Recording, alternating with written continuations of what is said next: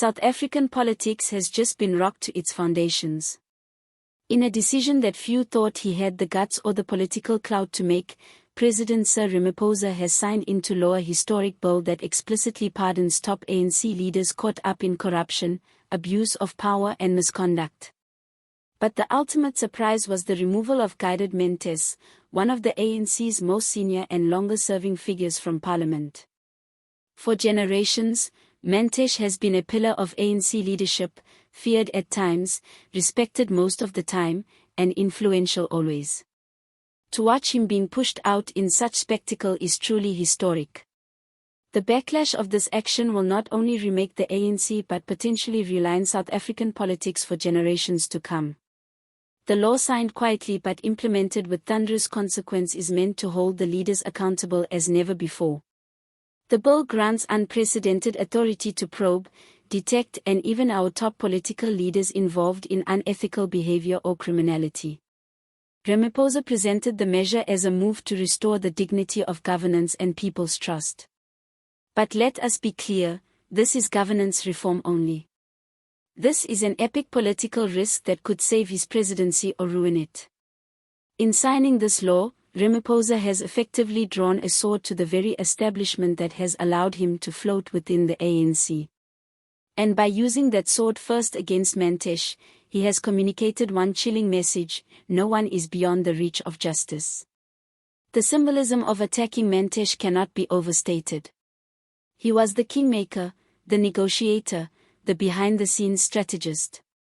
To most, he was the ANC's stabilizing presence in treacherous political waters. Today, that anchor has been torn away. Mantashe had for years been branded as the deal broker, the one who could iron out internal crises and hold tenuous factions together in times of turmoil. His professional life was bound up with that of the party's survival, and most attributed to him keeping it from complete collapse during times of chaos. But critics have long accused him of sitting at the epicenter of corruption scandals, nurturing questionable business relationships, and enshrining a culture of impunity. His unexpected ouster from Parliament is a breathtaking reversal of fortunes, a collapse so spectacular that even experienced political watchers are gasping to comprehend it. Within the ANC, the responses were fevered. Some of its leaders portrayed it as a betrayal of the party's old guard, an act that cannot be forgiven and shreds the very fibers of its traditions. Others hailed it as the first real step towards accountability, a signal that at last the stench would no longer be tolerated. Halls of power reverberate now with whispers of conspiracy, hints of clandestine partnerships, and brazen cries for retribution. Outside of Parliament, the response has been similarly vociferous, but much less polarized. Social media was flooded with celebrations, memes, and solidarity messages by ordinary citizens. Numerous South Africans tired of decades of scandal and broken promises are seeing this as a long overdue moment of justice. To them, the ousting of Mantashe is not so much about one politician as it is about a change in the dynamics of power and a small but visible sign of accountability. The fallout has left the ANC in complete chaos.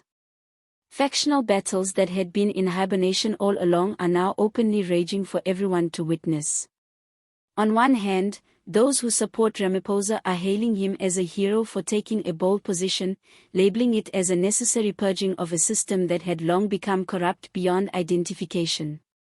On the other, critics, many of them long-time ANC loyalists, are accusing him of dictatorship, vendetta politics, and destabilizing the party from within.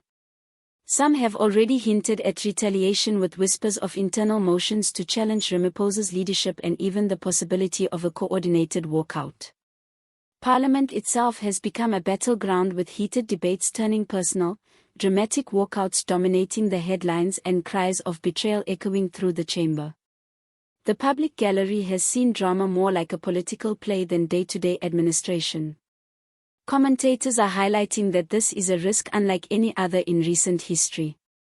In approving ANC leaders, Ramaphosa is risking breaking apart the very party which gave him office.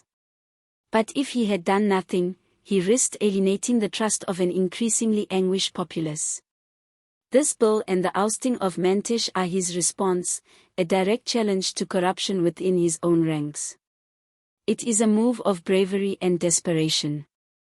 If he succeeds, Ramaphosa may secure his place as the president who purged the ANC of its corruption, the leader who finally ended the culture of impunity and gave new life to South Africa's democracy. But if it falls short, it will not only signal the demise of his presidency, but also the breakdown of the ANC's decades-long grip on South African politics. The stakes are as high as they can get. The nation is now holding its breath, wondering who will be next in line for the chopping block. Already, rumors are circulating about a few other top players whose names have been associated with reports of state capture, financial impropriety, and corruption allegations. The law is clear. Everyone implicated could be sanctioned. Even some of Ramaphosa's own supporters are said to be jittery, their previous transactions suddenly under a harsh and unforgiving magnifying glass. Ramaphosa has opened the door an inch, and now the country waits to see if he has the stamina, the support, and the determination to go all the way through it. The coming weeks offer more resignations, more parliamentary mayhem, and even a full-blown crisis of leadership within the ANC. Backroom sessions are already being held. Factions are preparing battle strategies, and some veterans in the party are cautioning that the house Ramaphosa is attempting to sweep clean might implode altogether under the pressure of its own fragmentation. For the ANC, this can be the start of the end of its own long reign of unchallenged supremacy. The party that is the embodiment of democracy and freedom is now facing the very real threat of fragmentation under stress. For South Africa, though, it can be the beginning of a new political landscape, a landscape in which accountability, no matter how disagreeable, comes before mindless loyalty. This isn't just another headline to scroll over on your feed. This is history being made in the moment. The choice to sign this bill and the expulsion of guided Mantashe is nothing less than a political earthquake. South Africans have been waiting for decades for their leaders to be held accountable for corruption, abuse, and betrayal. Today, they may finally have their answer, or at least the start of one. But as any experienced pundit of South African politics will attest, nothing is ever certain.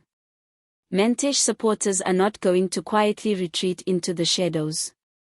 They can reorganize, strike back, and try to regain their influence through behind-the-scenes maneuvering or even public demonstrations.